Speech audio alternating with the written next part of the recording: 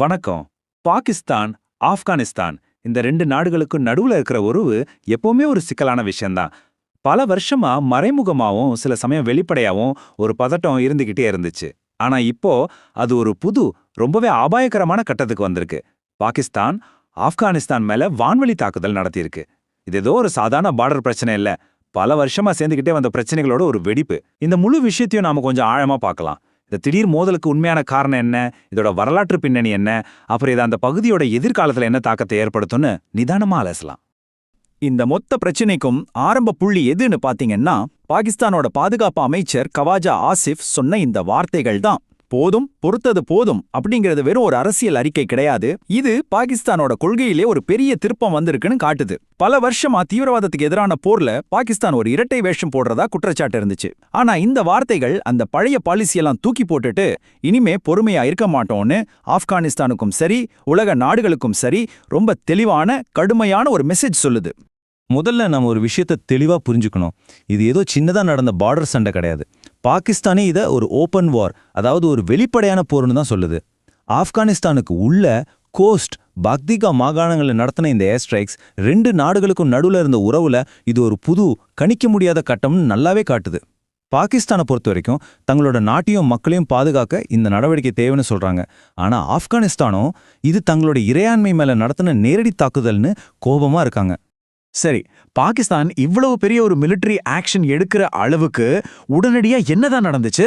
எந்த ஒரு விஷயம் இந்த பெரிய நெருப்பு பத்திக்கிறதுக்கு தீப்பொறியா இருந்துச்சு? வாங்க அந்த மூல காரணத்தை கொஞ்சம் டீடைலா பார்க்கலாம். இந்த எல்லா பிரச்சனைக்கும் நடுவுல இருக்கிற முக்கியமான ஒரு அமைப்பு தான் தெஹ்ரீக்-இ-தலிபான் பாகிஸ்தான். சுருக்கமா சொன்னா டிடிபி இல்லனா பாகிஸ்தானி தலிபான்னு சொல்லுவாங்க. ஷரியா சட்டத்தை வச்சு பாகிஸ்தான்ல ஒரு அரசை உருவாக்கணும். இதுதான் அவங்களோட முக்கியமான குறிக்கோள். பல வருஷமா பாகிஸ்தான்ல ராணுவ முகாம்கள், ஸ்கூல், பொது இடங்கள்னு பல இடங்கள்ல கொடூரமான தாக்குதல் நடத்தி ஆயிரக்கணக்கான மக்களை கொன்னதுக்கு இந்த அமைப்பு தான் காரணம். பாகிஸ்தானுக்கு இது வெறும் ஒரு உள்நாட்டு பாதுகாப்பு பிரச்சனை மட்டும் இல்ல, நாட்டோட நிலைத்தன்மைக்கே ஒரு பெரிய சவால். இப்போ இங்க தான் நாம ஒரு முக்கியமான வித்தியாசத்தை புரிஞ்சுக்கணும். ஆப்கானிஸ்தானை இப்போ ஆள்ற ஆப்கான் தலிபான்களுக்கும் பாகிஸ்தானை தாக்குற டிடிபிக்கும் நடுவில் இருக்கிற தொடர்பு ரொம்பவே சிக்கலானது. ஆப்கான் தலிபான்களோட நோக்கம் ஆப்கானிஸ்தானை ஆளணும். ஆனா டிடிபியோட நோக்கம் பாகிஸ்தான் அரசாங்கத்தையே தூக்கி எறியணும். இருந்தும் டிடிபி ஆப்கான் தலிபான்களோட தலைவருக்கு விசுவாசமா இருக்கும்னு சொல்லியிருக்காங்க. ஆப்கான் தலிபான்கள் டிடிபிக்கு அவங்க நாட்டுல அடைக்கலம் கொடுக்கறதா பாகிஸ்தான் குற்றம் சாட்டுது. ஆனா ஆப்கான் தலிபான்களோ டிடிபிக்கும் எங்களுக்கும் நேரடி தொடர்பு இல்ல, அது பாகிஸ்தானோட உள்நாட்டு பிரச்சனைன்னு மறுக்கிறாங்க. இந்த மறுப்பு தான் பாகிஸ்தானோட கோபத்துக்கு முக்கியமான காரணம். இந்த 60+ அப்படிங்கிறது வெறும் ஒரு நம்பர் இல்ல. யோசிச்சு பாருங்க. சமீபத்துல பாகிஸ்தானோட தலைநகர் இஸ்லாமாபாத்ல டிடிபி நடத்தின ஒரு தற்கொலை படை தாக்குதல்ல 60க்கும் அதிகமான ராணுவ வீரர்கள் கொல்லப்பட்டிருக்காங்க. இந்த ஒரே ஒரு தாக்குதல் தான் பாகிஸ்தான் அரசாங்கத்தோட பொறுமைக்கு ஒரு கடைசி புள்ளியா இருந்துச்சு. நம்ம தலைநகர்லேயே இவ்வளவு பெரிய தாக்குதல் நடக்கும்போது இனிமே பேச்சுவார்த்தைக்கோ மறைமுக நடவடிக்கைகளுக்கோ இடமே இல்லைன்னு பாகிஸ்தான் ராணுவமும் அரசாங்கமும் முடிவு பண்ணிட்டாங்க. இதுதான் வெளிப்படையான வான்வழி தாக்குதலுக்கு வழி செஞ்சது. இப்போ நடக்கிற விஷயங்களை நம்ம முழுசா புரிஞ்சுக்கணும்னா நம்ம கொஞ்சம் டைம்ல பின்னாடி போகணும். ஏன்னா இந்த அவநம்பிக்கையும் துரோகமும் நிறைஞ்ச வரலாறு நேத்து இன்னைக்கு ஆரம்பிச்சதில்ல. பல வருஷங்களா நடந்த சிக்கலான அரசியல் விளையாட்டுகளோட விளைவு தான் இது. பல வருஷமா பாகிஸ்தான் மேல ஒரு குற்றச்சாட்டு இருக்கு. அதுதான் டபுள் கேம் ஆடுறாங்கன்னு. அதாவது ஒரு பக்கம் அமெரிக்கா கூட கூட்டாளி மாதிரி இருந்துகிட்டு தீவிரவாதத்துக்கு எதிராக போரிடுறதா சொல்லி பில்லியன் கணக்கில் பணம் வாங்குவாங்க. ஆனா இன்னொரு பக்கம் அதே அமெரிக்காவை எதிர்த்து சண்டை போட்ட ஆப்கான் தலிபான்களுக்கு அவங்க நாட்டுல இடமும் பயிற்சியும் ஆயுதங்களும் கொடுத்தாங்க. இந்தியாவுக்கு எதிராக ஒரு பாதுகாப்பு டேவால் மாதிரி ஆப்கானிஸ்தானை வச்சுக்கணும்னு பாகிஸ்தான் நினைச்சது.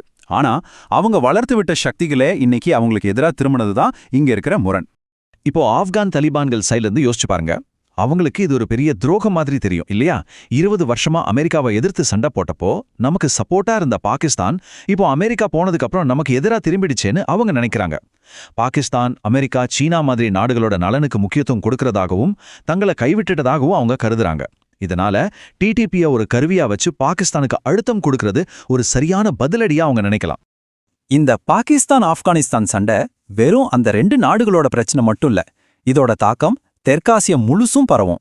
அப்போ நம்ம இந்தியா, சீனா மாதிரி மத்த பெரிய நாடுகள்லாம் இதை எப்படி பார்க்கறாங்க அதையும் நம்ம தெரிஞ்சுக்கணும். பாகிஸ்தானுக்கு இருக்கிற பெரிய தலைவலியில ஒண்ணு ஆப்கானிஸ்தான்ல இந்தியாவோட செல்வாக்கு அதிகமாகிறது தான். ஆப்கான் தலிபான்கள் ஆட்சிக்கு வந்ததுக்கு அப்புறம் இந்தியா அவங்க கூட ஒரு விதமான தொடர்பை ஏற்படுத்த முயற்சி பண்ணுது. ஆப்கானிஸ்தானுக்கு மனிதாபிமான உதவிகள் செஞ்சு அங்க தன்னோட தூதரகத்தையும் திரும்ப திறந்திருக்கு. தன்னோட மேற்கு எல்லையில இந்தியாவோட செல்வாக்கு அதிகமாகறத பாகிஸ்தான் ஒருபோதும் விரும்பவே விரும்பாது. அதனால தான் ஆப்கானிஸ்தான் ஒரு இந்திய காலனி மாதிரி மாறுதுன்னு பாகிஸ்தான் குற்றம் சாட்டுது. இந்தியாவோ இந்த சூழலை ரொம்ப கவனமா கையாண்டு வெயிட் அண்ட் வாட்ச் பாலிசியை ஃபாலோ பண்ணுது. பாகிஸ்தானோட க்ளோஸ் ஃப்ரெண்டான சீனாவுக்கு இந்த சண்டை ஒரு பெரிய தலைவலியா மாறியிருக்கு. ஏன்னா ஆப்கானிஸ்தான்ல பிரச்சனை வந்தா அது நேரடியா சீனாவோட சின்ஜியாங் மாகாணத்தை பாதிக்கும்னு அவங்களுக்கு நல்லாவே தெரியும். அங்க இருக்கிற கிழக்கு துர்கிஸ்தான் இஸ்லாமிய இயக்கம் மாதிரி பிரிவினைவாத குழுக்கள் ஆப்கானிஸ்தான் ஒரு பேஸா பயன்படுத்திக்கலான்னு சீனா ரொம்ப நாளா கவலைப்படுது. அது மட்டும் இல்லாம பல பில்லியன் டாலர் மதிப்புள்ள சீனா பாகிஸ்தான் பொருளாதார வழித்தடத்தோட பாதுகாப்பும் கேள்விக்குறியாயிடும். அதனால நிலைமையை கண்ட்ரோலுக்குள்ள கொண்டு வாங்கன்னு சீனா பாகிஸ்தானுக்கு தொடர்ந்து பிரஷர் கொடுத்துக்கிட்டு இருக்கு. இந்த விஷயத்துல ஈரான், ரஷ்யா, துருக்கி மாதிரி நாடுகள்லாம் ரெண்டு பக்கமும் அமைதியா இருங்க, பேசி தீருங்கன்னு சொல்றாங்க. ஆனா ரொம்ப ஆச்சரியமான விஷயம் என்னன்னா 20 வருஷம் ஆப்கானிஸ்தான்ல சண்டை போட்ட அமெரிக்கா இந்த விஷயத்துல அப்படியே சைலண்டா இருக்கு. ஒருவேளை பாகிஸ்தான் அவங்களோட பழைய கொள்கைகளுக்கு இப்ப பலனை அனுபவிக்குதுன்னு அமெரிக்கா நினைக்குதா, இல்ல இந்த பகுதியில இருந்து தன்னோட கவனத்தை குறைச்சிக்கிற ஒரு பெரிய திட்டத்தோட பாகமா இது இருக்கான்னு சரியா தெரியல. சரி, இது எல்லாத்தையும் பார்த்த பிறகு நம்ம மனசுல ஒரு பெரிய கேள்வி எழும். கடைசியில இந்த சண்டையில யார் ஜெயிக்க போறா? ஒரு பக்கம் நவீன ராணுவ பலம், இன்னொரு பக்கம் விட்டு கொடுக்காத வரலாறு. எது ஜெயிக்கும்? பேப்பர்ல இருக்கிற கணக்க பார்த்தோம்னா இது ஒரு மேட்சே கிடையாது. பாகிஸ்தான் கிட்டத்தட்ட 6 லட்சம் வீரர்கள், அணு ஆயுதம், புதுசா ட்ரைனிங் எடுத்த ஆர்மி இருக்கு, நூற்றுக்கணக்கான ஃபைட்டர் ஜெட்ஸ் இருக்கு. ஆனா ஆப்கானிஸ்தான் கிட்ட என்ன இருக்கு? அமெரிக்கா விட்டுட்டு போன சில பழைய ஆயுதங்களை வச்சிருக்கிற ஒரு சின்ன படைதான். ராணுவ பலத்தை வச்சு பார்த்தா பாகிஸ்தான் ரொம்ப ஈஸியா ஜெயிச்சிடும் தான் தோணும். ஆனா வரலாறு நமக்கு வேற ஒரு கதையை சொல்லுது. ஆப்கானிஸ்தானுக்கு ஒரு பட்டப்பேர் இருக்கு, பேரரசுகளின் கல்லறை, அதாவது கிரேவ்யார்ட் ஆஃப் எம்பயர்ஸ். இந்த பேர் சும்மா வரல. அந்த கரடுமுரடான நிலப்பரப்பு, யாருக்கும் அடிபணியாத அந்த மக்களோட குணம், வெளிநாட்டு ஆக்கிரமிப்பை எதிர்த்து போராடுற அவங்களோட நீண்ட வரலாறு, இது எல்லாம் தான் அதுக்கு காரணம். ராணுவ பலத்தால மட்டும் ஒரு நாட்டை ஜெயிச்சிட முடியாதுங்கிறதுக்கு ஆப்கானிஸ்தான் தான் பெஸ்ட் உதாரணம். யோசிச்சு பாருங்க, 19ஆம் நூற்றாண்டுல உலகத்தையே ஆண்ட பிரிட்டிஷ் சாம்ராஜ்யம் அங்க போய் தோத்துது.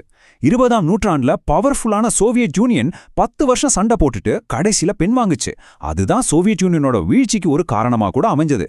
இப்போ சமீபத்துல உலகத்தோட ஒரே சூப்பர் பவரான அமெரிக்கா 20 வருஷம் போரிட்டும் கடைசியில தலிபான்கள் கிட்டேயே ஆட்சியை கொடுத்துட்டு வெளியே போனாங்க. இந்த வரலாறு பாகிஸ்தானுக்கு ஒரு பெரிய வார்னிங் கொடுக்குது. அப்போ இப்ப நாம ஒரு முக்கியமான கட்டத்துல நிக்கிறோம். பாகிஸ்தான் கிட்ட மிலிட்டரி பவர் இருக்கு, தாக்குதல் நடத்த முடியும். ஆனா ஆப்கானிஸ்தான் பக்கம் அதோட வரலாறு நிக்குது. ஒரு முடிவே இல்லாத நீண்ட போருக்குள்ள சிக்கிற அபாயம் பாகிஸ்தானுக்கு இருக்கு. ஆப்கானிஸ்தானுக்குள்ள போறது சுலபமா இருக்கலாம், ஆனா வரலாறு சொல்ற மாதிரி அங்கிருந்து மரியாதையா வெளியே வர்றது தான் கிட்டத்தட்ட அசாத்தியமான ஒண்ணு. இந்த நிலைமையில பாகிஸ்தானோட இந்த ராணுவ நடவடிக்கை ஒரு தற்காலிக வெற்றியா இருக்குமா, இல்ல பேரரசுகளின் கல்லறையில இன்னொரு பேரையும் சேர்க்க போகுதா? இந்த கேள்விக்கான பதிலை இனி வரும் காலம்தான் நமக்கு சொல்லும்.